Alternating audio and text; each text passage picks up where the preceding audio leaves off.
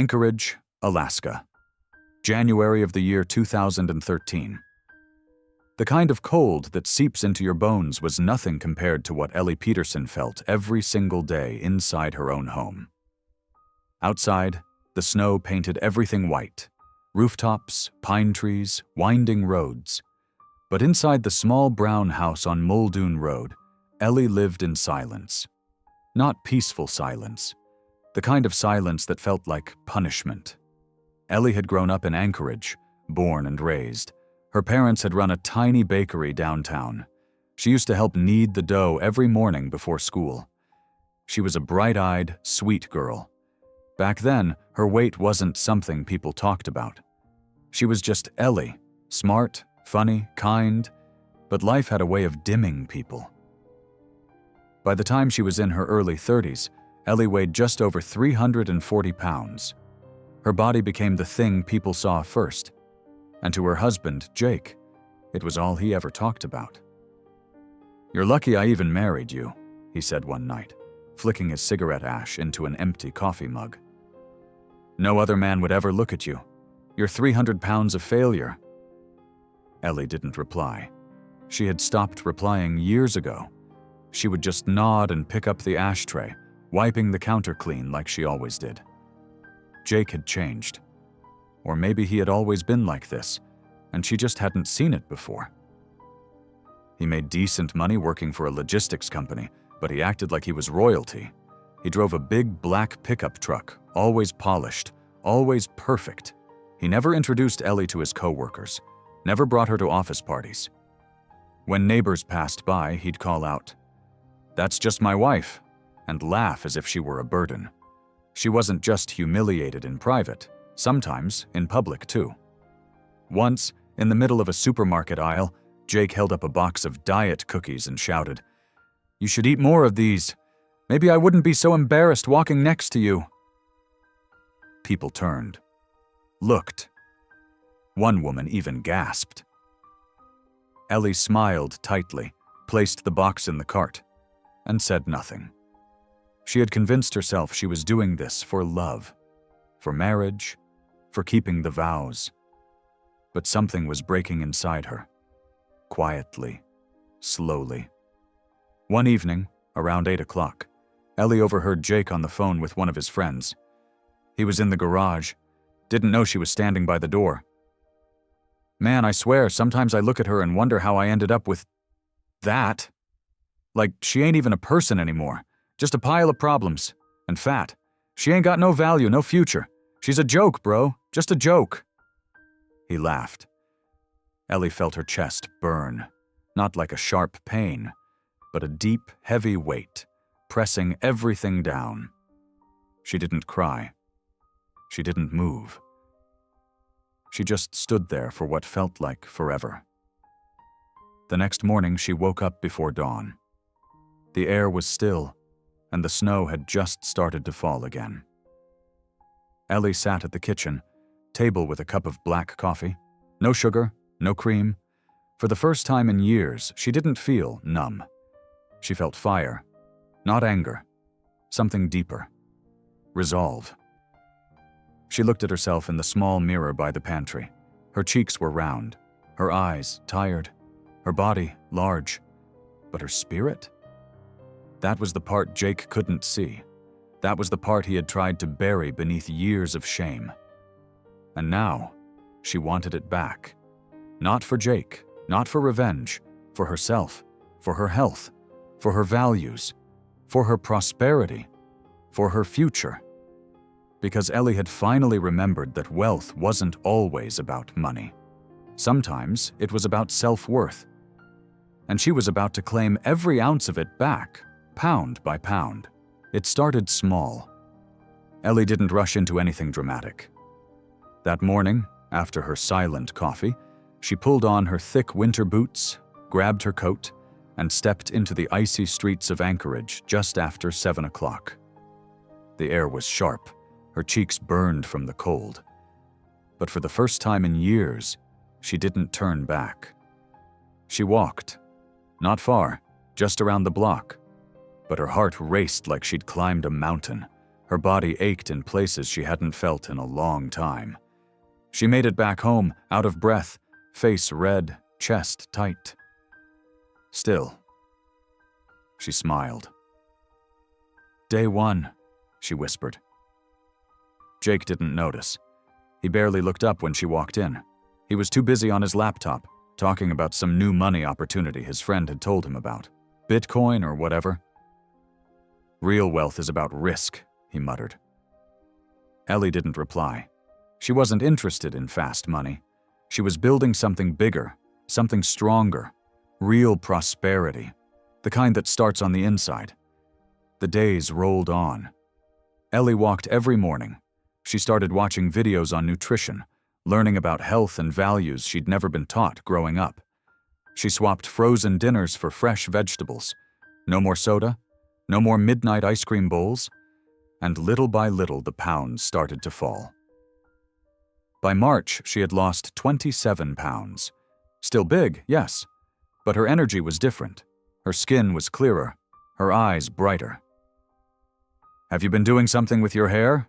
asked the cashier at the grocery store one day. Ellie smiled. "Just trying to take care of myself." At home, Jake didn't say a word. Actually, he got meaner. "Don't think losing a few pounds makes you special," he snapped one evening while she grilled salmon in their tiny kitchen. "You're still the same fat girl underneath. No man wants that. I'm your last chance." That night, Ellie cried.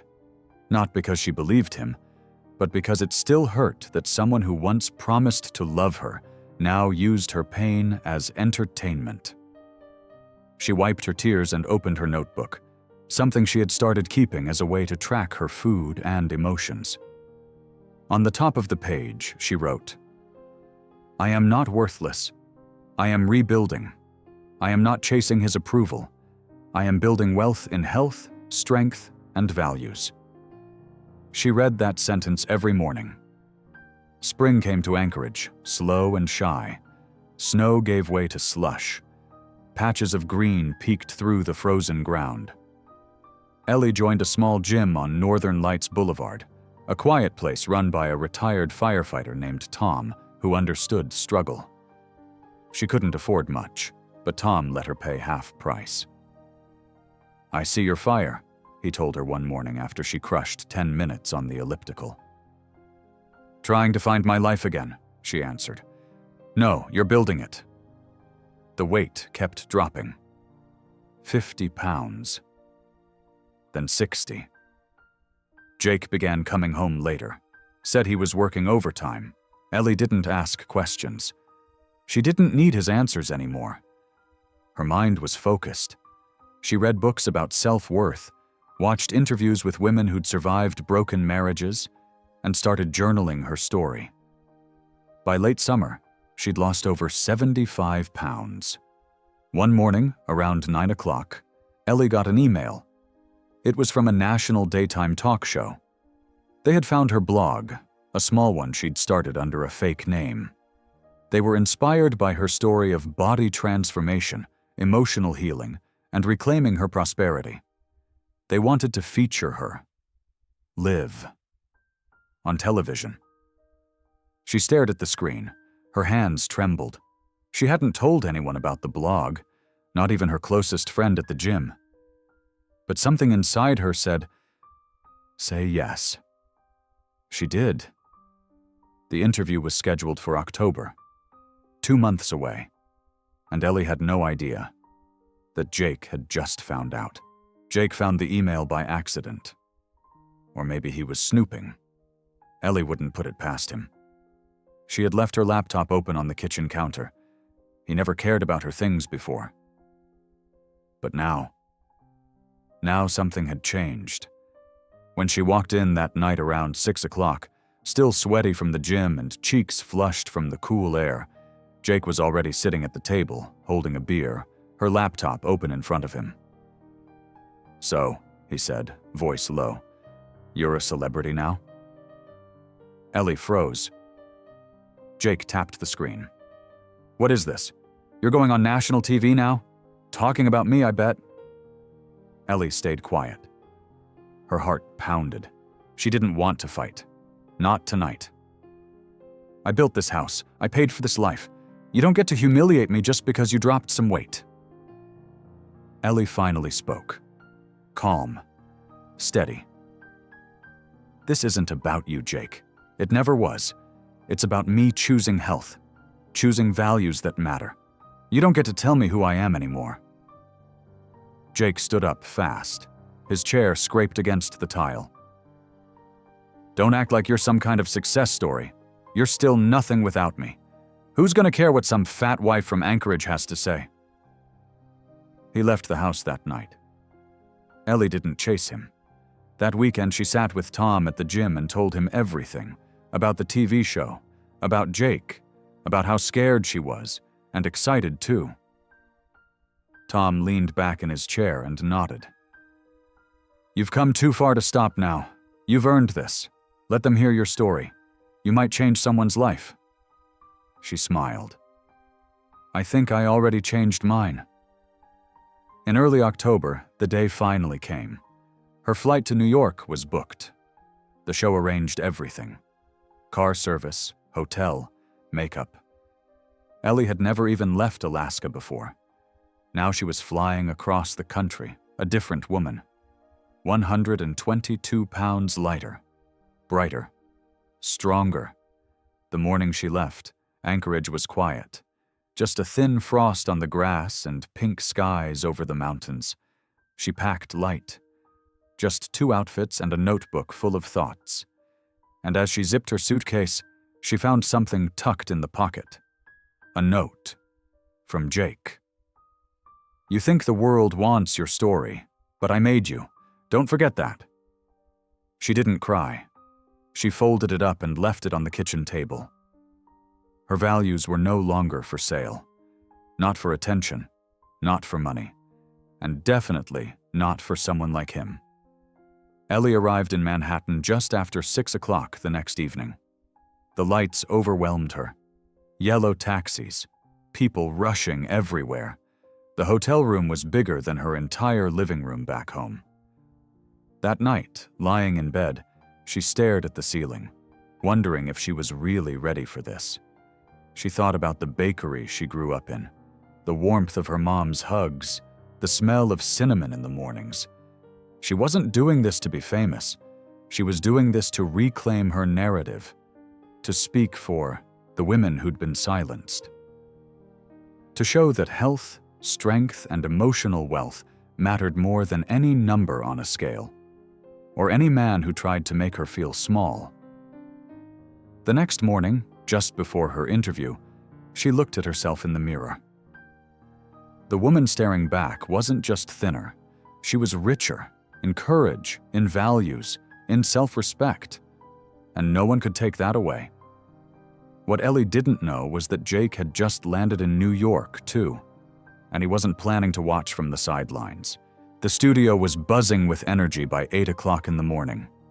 Ellie sat in the makeup chair, hands folded tightly in her lap.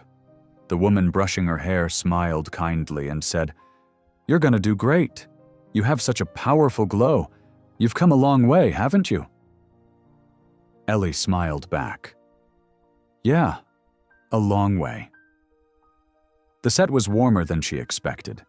Bright lights, big cameras, people in headsets rushing around. The host, a charming woman named Diane with soft eyes and a firm handshake, greeted Ellie with genuine warmth. "We're honored to have you, Ellie. Your story touched so many of us." Meanwhile, Jake was already outside. Wearing a wrinkled flannel shirt, standing near the building's side entrance, he argued with the security guard. "She's my wife. She's in there talking trash about me. I got a right to speak, too." "No one's going in without a pass, sir." "I know what this is about," Jake hissed. "She thinks she's better than me now. Thinks dropping some pounds makes her some kind of queen. I made her." Back in the studio, the red light blinked on. Ellie took a deep breath. Diane looked straight into the camera and said, "Today's guest is a woman who turned pain into power. Born and raised in Anchorage, Alaska, she battled shame, emotional abuse, and health issues. and overcame all of it. Please welcome Ellie Peterson. Applause. Ellie walked onto the stage with quiet confidence. Her navy blue dress hugged her new figure. Her face beamed. She didn't look like someone trying to be perfect. She looked like someone who had survived something real and lived to tell it. The interview began. Diane asked gentle questions. Ellie answered with honesty. "There were nights I didn't think I'd make it out," she said, voice trembling. "I thought maybe this was all I was worth. But something shifted. I realized that real wealth wasn't about money or how you looked. It was about health, about values, about choosing a life you're proud of." The audience nodded. Some clapped. One woman in the front wiped away a tear. "And how much have you lost, Ellie?" 122 pounds, she said proudly. "But I gained something far more valuable: self-respect, peace, and a sense of purpose." Outside, Jake was pacing. Then he saw a side door swing open. A crew member stepped out to grab coffee. Jake rushed forward. "Hey man, I just need to get inside. 2 minutes, I'm her husband." But the door slammed shut before he reached it. He started shouting. "I deserve to be heard. She's lying to you. She's painting me as the villain." Inside, Diane leaned in. "What would you say to someone watching? Maybe a woman who's stuck in a painful place like you were?" Ellie looked straight into the camera. "I would say, you are not stuck. You are not invisible, and you are not too far gone. Your health, your prosperity, your dignity, they are still yours. You just have to decide you're worth the fight." The audience erupted. Backstage, security was alerted. A man had tried to force his way in, yelling about his wife on stage. When the interview ended, Ellie stood from the couch, heart pounding. It was done. She had told the truth, her truth, in front of millions. As she stepped off stage, a producer ran up, whispering something into Diane's ear. Diane looked at Ellie. "Ellie, your ex-husband is outside. He tried to crash the set, but we didn't let him in." Ellie stood silent. She didn't ask what he said. She didn't ask to see him. Instead, she picked up her coat, smiled softly, and walked out the front door, where the sunlight hit her face just right. That chapter of her life was closed. She wasn't going back, not ever. By the time Ellie flew back to Anchorage, it was already mid-October. The air had a sharper bite. Trees stood bare. Darkness came earlier now, settling over the city before 6 o'clock. But Ellie? She was glowing. The studio had sent her a copy of the interview. It had aired nationally. Clips of it had gone viral. Thousands of comments, messages, shares. People across the country reached out to say how much her story meant to them. Strangers, women, men, teenagers. People who had never met her but saw themselves in her pain, her courage, her transformation. She sat at her kitchen table, watching the video again, the sound low, sipping a cup of warm tea. There was a kind of quiet in the house now, not the heavy silence that once choked the walls. This was peace. Jake hadn't come back. After his stunt in New York, the producers had filed a formal complaint. She wasn't sure where he went, and for the first time she didn't care. She wasn't watching the door anymore. She was watching her future. The next morning, Ellie met with Tom at the gym. "You looked like a damn movie star on that couch," he grinned, handing her a smoothie. "I felt like one for the first time in my life," Ellie laughed. "Not because of the lights, because I told the truth." "You've come a long way, Ellie. A long, long way." She smiled. "But I'm just getting started." That week, she got an invitation from a local women's health summit. They wanted her to speak about her journey, the power of choosing wellness over shame, health over humiliation, prosperity over pain. At first, she hesitated. Public speaking? Her. But then she remembered all the nights she sat alone, wondering if she'd ever matter to anyone. Now she did. Because she mattered to herself. So she said yes. On the day of the event, she stood in front of over 100 women at a community center downtown. The room smelled like coffee and fresh paper. Folding chairs lined up in neat rows. Women of all sizes, all ages, some with walkers, some with baby carriers, filled the seats. She stepped up to the mic and spoke. "I'm not here because I'm perfect," she began. "I'm here because I was broken and decided to build again. For years, I believed I had no value, that I was too far gone. But then I learned that value isn't something someone else gives you. It's something you claim every single day." The room was silent, hanging on every word. "I lost 122 pounds, but what I gained was far richer: health, peace, self-love. I stopped chasing validation and started honoring my own values. And I promise you, if I could do it, starting from nothing, so can you." By the time she finished, people were crying. Not loud tears, quiet ones. The kind that come when something deep inside you feels seen. After the event, women lined up to hug her, thank her, share their own stories. A younger woman, named Rachel, clutched Ellie's hand and said, "You gave me hope today, real hope." And just like that, Ellie knew.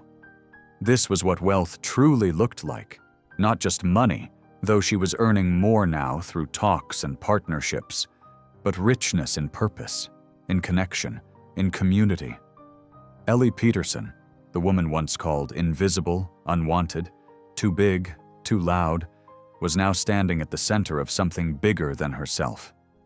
And somewhere, out in the distance, Jake was watching it unfold. From the sidelines, right where he belonged, by early November, Ellie's calendar was nearly full. Between speaking engagements, local interviews, and planning a small health workshop in Anchorage, she barely had time to stop and reflect. But somehow, every morning around 7 o'clock, she still made time to walk the same neighborhood block where her journey began. Only now, people waved, smiled, said her name. "Ellie, saw you on TV. Look at you go, girl." Even the bakery downtown, the one her parents once owned, had put up a flyer for her next event. Ellie Peterson, From Pain to Power, a wellness talk for women by a woman who lived it. It wasn't fame that moved her. It was purpose, that quiet, rich feeling inside her chest, like she was finally aligned with the values that had always mattered, but had been buried for so long. And then, on a cold Thursday morning, just past 9 o'clock, she got a knock on her door. Jake. He looked older, not in years, in energy, worn down, pale. His once proud swagger was gone. "Can we talk?" he asked, standing on the porch, shifting from foot to foot like a guilty kid. Ellie didn't flinch. She opened the door halfway and leaned against the frame. "I won't stay long," Jake said. I saw everything. The TV, the talks. You're everywhere now." She said nothing. He went on, voice lower now. "I was wrong. I was awful. I treated you like trash. I didn't see your worth, and now the whole damn country does." Ellie crossed her arms. "I don't need you to see it. I see it." I know. I guess I came to say I'm sorry." There it was. The apology she used to beg for in silence. The words she once thought she'd die to hear. But now? They landed like snowflakes, soft, cold, too late. "Jake," she said quietly, "you didn't break me. You just slowed me down. But I forgave you a long time ago. Not for you. For me. I needed my peace more than I needed your regret." He looked down. Everyone's calling you this success, this transformation. But to me, you look like a stranger." Ellie nodded. "Good. That means I did it right." She stepped back and closed the door gently. Not with anger, with clarity. Later that day, she met with a financial advisor at a cozy little office near downtown. She'd been invited to collaborate with a women's wellness brand, and the money was more than she ever imagined. Not just good money, life-changing money. For the first time, she was learning how to build real wealth, investments, retirement, a future, but most of all, freedom. "This all happened fast," the advisor said. "You've got a real platform, Ellie. Have you thought about writing a book?" She smiled. "Funny you say that. I've been writing every night since the start." He handed her a folder filled with options. "Savings, assets, growth. Let's make sure this prosperity lasts." She walked out of that office with a fresh perspective, not just on money, but on life. She used to think riches were for other people, thin people, loved people. But now she knew better. Prosperity had nothing to do with how she looked, and everything to do with how she saw herself. And Ellie saw a woman with power, a woman who turned shame into strength, pain into peace, and silence into a voice heard across the nation. And that voice was just getting started. Thanksgiving came to Anchorage with thick snowfall and a soft orange glow in the sky. It was just past 4 o'clock in the afternoon when Ellie pulled a warm casserole out of the oven, her kitchen filled with laughter, music, and voices that hadn't been heard in that house for years. Her life, once silent and cold, now echoed with connection. Tom was there. So was Rachel, the young woman from the health summit, along with 2 other women Ellie had met through her wellness talks. They'd brought dishes, stories, hugs. "Ellie, this is the best stuffing I've ever had," Rachel said, licking her fork. "Girl, you cook like you speak, with heart." Ellie chuckled. "My mama used to say a good meal's about more than flavor. It's about sharing something real." After dinner, they sat in the living room sipping tea and watching the fire crackle. Ellie's phone buzzed. It was a message from her publisher. "Cover approved. Your memoir will be released in April. Congrats, Ellie. This story will change lives." She looked around the room. These were her people now, built not by blood, but by values, by truth, by choosing prosperity over pain. She didn't say anything right away, just smiled, tucked the phone away, and listened. They were talking about next year, the retreat they wanted to host for women struggling with body shame, health, and broken self-worth. They wanted to call it Rise from Within. Ellie would be the keynote. She leaned back into the couch, the same woman who once couldn't walk around the block without gasping, now preparing to lead a room full of warriors. Later that night, around 9 o'clock, she stood outside on her porch. The sky above Anchorage was full of stars. The snow fell in slow, quiet flakes. The world felt still, but not empty. Behind her was the old version of herself, the one who hid, the one who took the insults, the one who believed that being over 300 pounds meant she didn't deserve more. In front of her, endless possibility. Wealth, she had learned, wasn't just about money. It was about peace, health, owning your voice, living with integrity, building something no one could take. She had all that now, and more. Inside, the doorbell rang. Rachel opened it, and there, standing awkwardly in the snow, was Jake. Again. "Is Ellie here?" he asked. Rachel hesitated. "What for?" Jake shifted his weight. I saw she's writing a book. I read an article in the local paper, said she's starting a retreat. I don't know, I wanted to say something." Rachel didn't move. Ellie stepped forward, calm, wrapped in a thick green sweater. "Jake," she said. He blinked, as if startled by how much she had changed. Again. "I came to say, maybe you were right.